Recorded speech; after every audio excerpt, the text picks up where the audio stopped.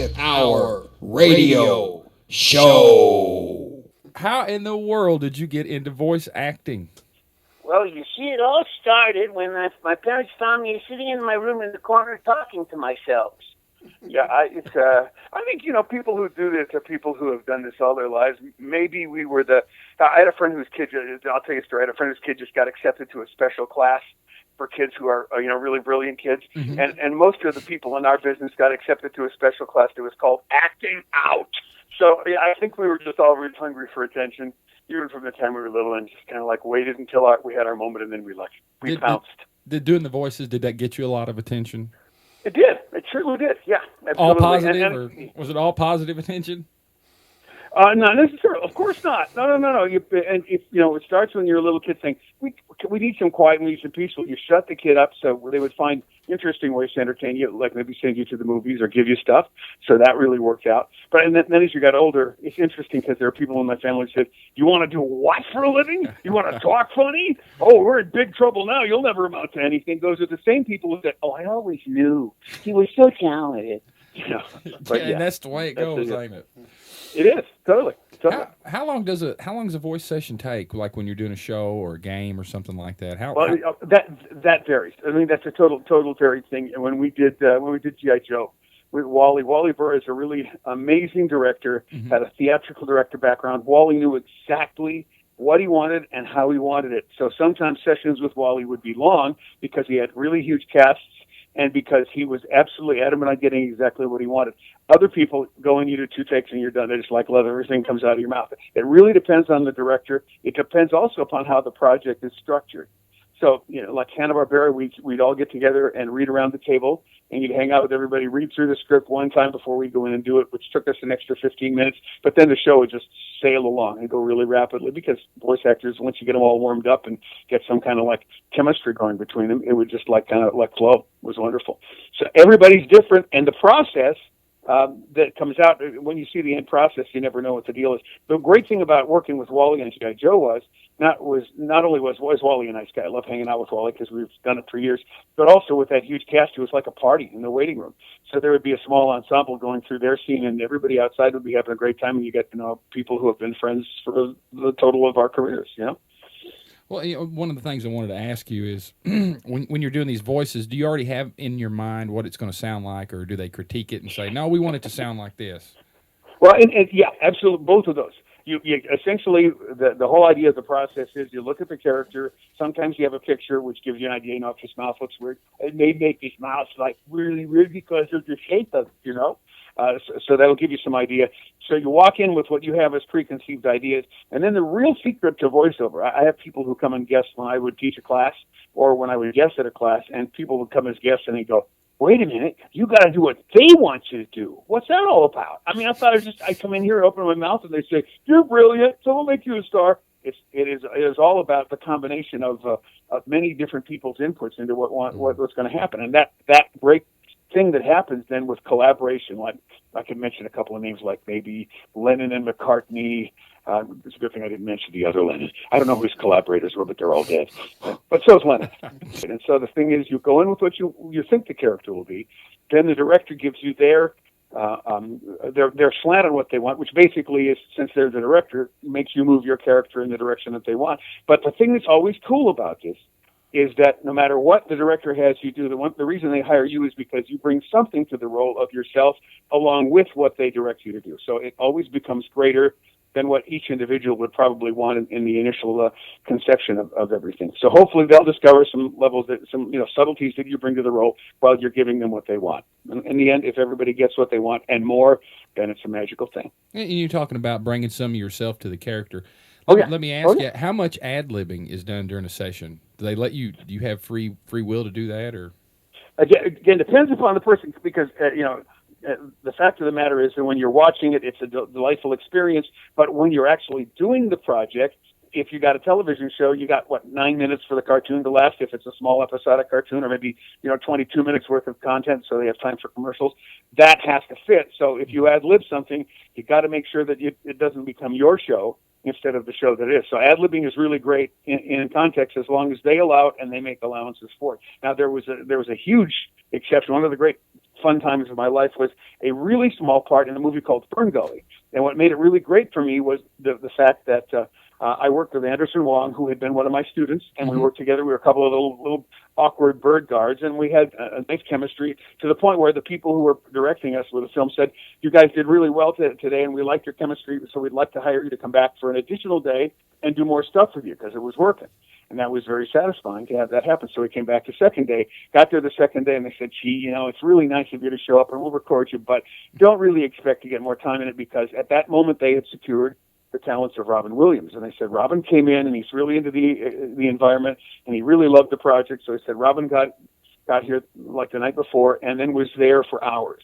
And basically they said he opened his mouth and golden stuff came out. And they said, we're essentially rewriting the film around a lot of what, and I hope I'm not embarrassing the producers, but so we're essentially rewriting the film to be able to use a lot more of what Robin did because it was so good, and we felt it enhanced the film. So there's a lot of other stuff that we may have to cut in order to make it all work to keep what we can with Robin, which I think, again, I don't feel that I'm making any negative reflection on the people. No. I thought that they were very astute because they figured when they found gold, if you find gold, then you treasure it. If I'm remembering right, Fern Gully was really one of the first movies of its kind like that. Yeah. Oh, yeah. And Dakota stole the movie. I mean, he really made it an entertaining ride. It was still a wonderful film. It still did what it needed to do, but that character really enlivened the whole project. It was awesome. And you were Ock, right? So yeah, just a little teeny bird. But yeah, again, there's always things. There's someone says there are no small parts, only small actors, and the deal is, yeah, you own the part that you have, and you make the contribution. And if the project's good and you have a small contribution, more better than if you have a project that you do a whole lot of stuff and it dies. So that's all good. Yeah. Have you ever come up with a voice accidentally? Just oops! What? Oh yeah, I like this. Yeah, I was chewing on a piece of ice as I was leaving McDonald's. Suddenly, I discovered there was something Bogart. So to this day, I have to either shove my finger between my teeth or else chew on a piece of ice. But yes, there it is. So, sure, all the time. Or that voice. I went from that voice, and it led me immediately to Walter Matthau as soon as I put the voice through my nose. So yeah, one thing leads to another. When we did Metal Gear Solid, I went in and read for two different characters. I read for a British character and for a Russian scientist. And for the British character, I did kind of a John, kind of a breath, like that, a British fellow. And then for the Russian, I did a much more stentorian Russian guy. And they liked the John Hurt, so they cast me as the Russian character, but they used the John Hurt voice with a slight tinge of Russian accent to that. So again, same thing, you go in with an idea of what you think it should be, and then somebody else has a different idea, and out of the process, if it works really well, magical stuff happens. And what I should be saying to you is I meant to do that, but it doesn't happen that way. It's a combination of a lot of creative inputs, and that's what makes it so much fun, is that you get unexpected things all the time. Well, Brian, what do you consider to be your first big break that got you noticed in the industry? First big break. Yeah, that's hard. That's hard. Let's see, because to me, the thing about all these big breaks are we have our Ryan Seacrest moment where people go, "Hey, he's good. Where'd he come from?" Mm-hmm. And then you discover, oh, Ryan Seacrest's been working for 10 years, but I don't think there was a big break. I think there was a lot of little breaks. Yeah. So to me, I was hired by a company in Los Angeles to do radio syndication, and they had an oldies format. This is a small break, but it was really cool for me because it led to the big break. And the small break was that I went out to the movie lines in Westwood, and I had to record people either singing their favorite oldie or telling a story from high school or college from their past that related to oldies. And I got out there, and I was new in L.A., and I got some stuff, but I didn't get enough stuff. So on the way back, on the street and in the car, I faked a bunch of voices and did it, and they bought them all. They didn't realize that what was not me and what was that. So that got me the gig. That was kind of my tryout gig for this radio syndication company. And then within 6 months at that radio syndication company, I met Dawes Butler, the legendary voice of Yogi Bear and Huckleberry and Captain Crunch and hundreds of great voices. And I met Dawes Butler, who was called by that company to come in on a project. I summoned up my courage and I said, "Have you ever thought of anybody what you do?" And he said, "Yeah, as a matter of fact." And I became his first student. And that was the big break that really taught me more about the craft, I think, than anybody else does. He's an amazing genius of a performer. And the stories about Dawes, my two favorite Dawes stories are he was he worked on stage in Chicago during the Great Depression as a ventriloquist and impersonator, and he called his wife Murtis. And basically, things were so tough that only one of the performers on the whole show would get paid. He had to win the talent show to get paid. And he called Murtis over, and they went to all the other performers and said that the juggler and his kids haven't eaten in a week because they haven't won in a week. So tonight we're all going to throw the contest so they get paid so they can feed their kids. That was Dawes Butler. And the other one was Dawes was hired to do the Jack Benny show. And he was a brilliant actor, new in town. And during rehearsal, he stumbled on one word, and they went to Jack said to the producer, sorry, we can't take a risk on the other that you'd stumble and miss a word, so we're going to have to replace you with the second guy. And the second guy was Mel Blanc, who became a star, because of the Jack Benny show. And Dawes became a star in his own right later in other ways. But that just shows that I think there's the whole thing about, I think every performer needs to have victories and needs to have abject failure, because those are the two things that season you got to have both. Feel good about yourself, but also understand that there's a whole lot of great talent out there, and you're not the end all be all. Darn it. Okay, so there you go. Now, you do voiceover workshops too, don't you? I have recently opened up. I'm semi-bi-coastal, so I still have LA digs, but I also have digs halfway to the East Coast. So I have two different places. I just finished my studio in the mountains, in the Secret Voice Cave, and I'm going to do some more voiceover workshop stuff after the first of the year. I spent the last year just building the new location and traveling back and forth between LA and the mountains. And so, yeah, I'm hoping to get back and do that. And we're actually going to try to do some things where we'll have a workshop happening in two different places at the same time via Skype. And gather people together in all sorts of different places and make them talk weird. So, what would I take away from that? How long would it last, and what would I take away from that? So, two things. I think first of all, this is really silly, probably because people will say that's too basic a concept. But I believe that people do succeed. As a man who's spent most of my life failing at dieting and now having had some success later in life, I think people succeed at the things they want to do. We seldom get around to do the things we have to do, or we put those last on the list. We go to the wants first. So my most important thing to teach people is to teach people the love of the process. So I'll give them principles and things that they can do that will help them. Sometimes you even have to learn how to trick other people and then teach them the concept of tricking themselves into achieving a goal. But above all, and everything else, is teach people to love the process, because if you love the process, you'll constantly innovate even in your own process and find ways to learn the stuff. So that's the biggest thing, is to make a workshop that get people motivated with some early success, give them principles that really work, and then find reasons to make them apply those principles aggressively, mostly by making them so much fun that they can't stop doing them. I mean, that's it. The play versus work kind of ethic is always success. So if you go back and read those old Mark Twain books about painting the fence, it's really all about that. It's making the process as positive and as enjoyable as possible, because then you'll do it. So, man, let's talk music a little bit, man. You sent me a couple tracks that you've done. Have you always been involved with music, or is it? No. A friend of mine wanted me to do a pilot for a talk show that was geared for kids, and I said, but I'm not a kid. And she said, well, you'd like be kind of the crazy adult. Everybody else would be kids. So we did a pilot, and we wanted to do a topical music video. First show was about drugs. And so we went to try to license a song, and typically, since a kids thing, we try to license a song about parental drug abuse.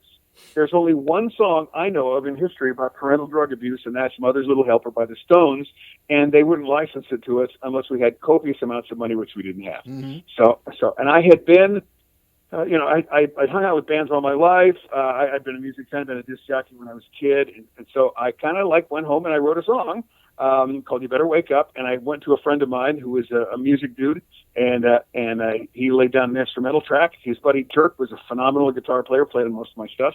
So Turk showed up and laid down some guitar, and then my friend said, "Okay, it's your song. You do the vocals."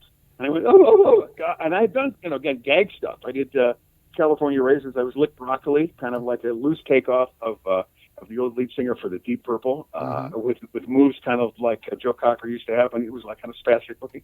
And so I had done comedic stuff with nothing serious, but I went in and I gave it my shot. And this guy actually sent me records where lead singers were like a little bit flat, a little bit late in their entry, things that weren't perfect. He said, this is rock and roll, so just go give it your shot. And I gave it my shot, and he said, great, he liked it. So we did that, and then I kind of called Turk back, and I called Paul back, and we started recording stuff, and I kind of developed this kind of a amorphous band that had a bunch of really great musician friends, and I ran into guys that I had known who had become very successful and worked with very famous bands. My drummer, who's now passed away, was with Tower of Power and Jean-Luc Ponty's jazz band, and actually was with Deep Purple for a couple albums. And I had bass players that have worked with famous guys, with Jeff Lynne and other people. So I had really neat people that were around. And the second thing I did, as a matter of fact, I will promote, is a thing called Desertion Blues, which you can see on YouTube. But the two cuts I sent you, one is about a guy who's having a romance with an alien creature. Oh, yeah, that's got a woman, right?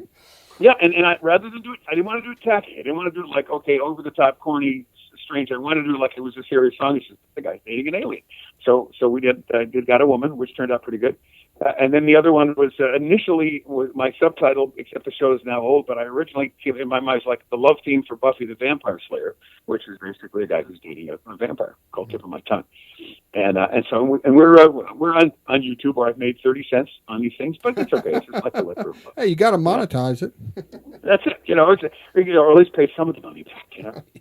Talking about the business, there are other voice actors, of course. I mean, or it wouldn't be a business, right? Oh yeah, absolutely.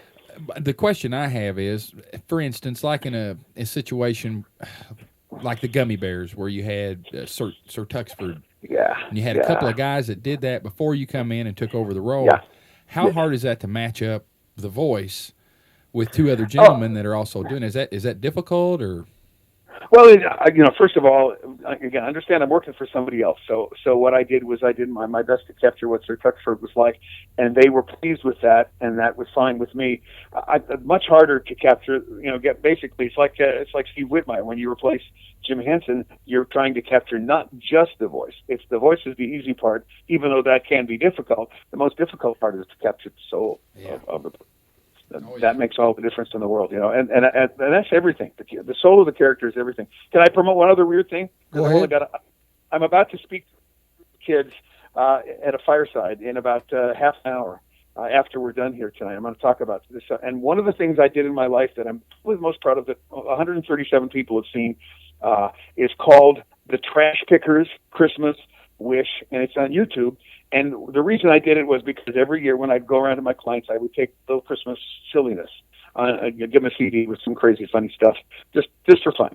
And this character is not a fun character. I mean, it's not an unfun character, but he's a serious character.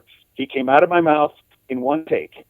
And he is this street guy who is a different age than I am, different ethnicity than I am.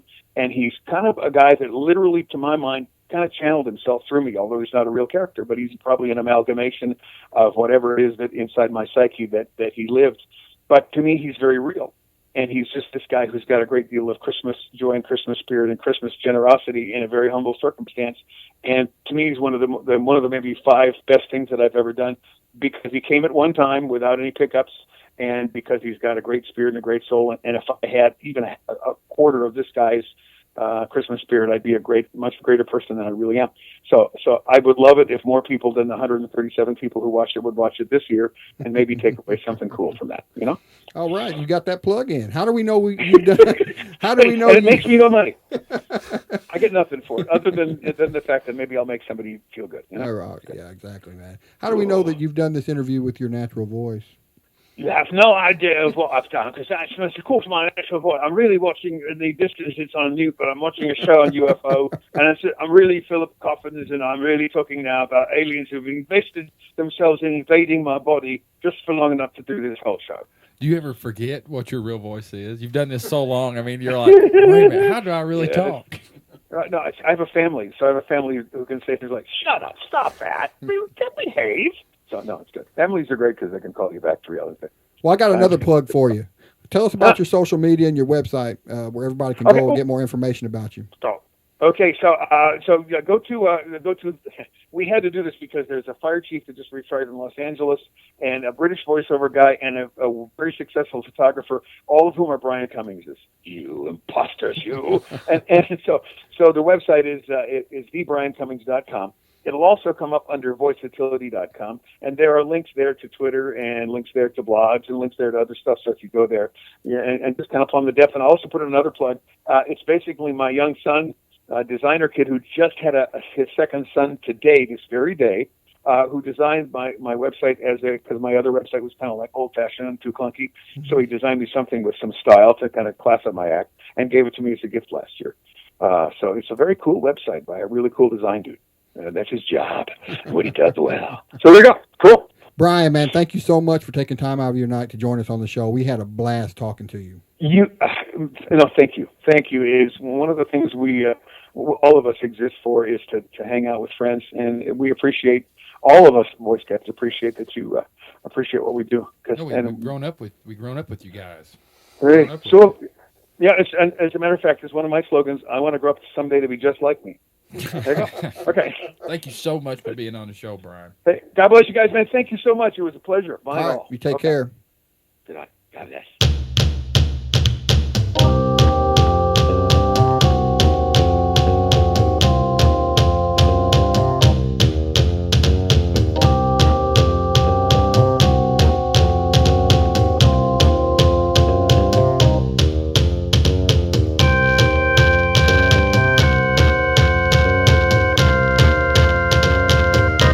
The 25th Hour Radio Show.